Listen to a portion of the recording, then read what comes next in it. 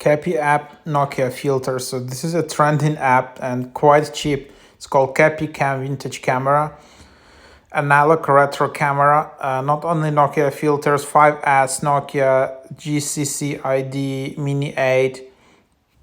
So this is the app. I think you just need to know this Chinese app, but this is, you just have it in here, and then you select Nokia, which is you can also enable timestamp, and you can use it for free, I guess. And then you can just see it like this.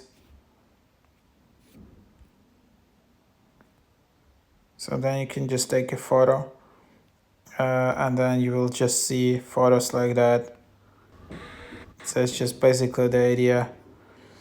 And then I don't know whether you can also use it for live and even for a video, and it gives this really cool effect, really like from Nokia, like from 2000s.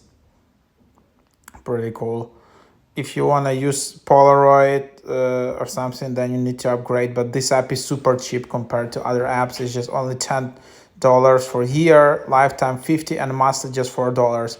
So if you have a party coming, you can just easily pay $4 and use all of these additional filters, and Nokia is just free completely.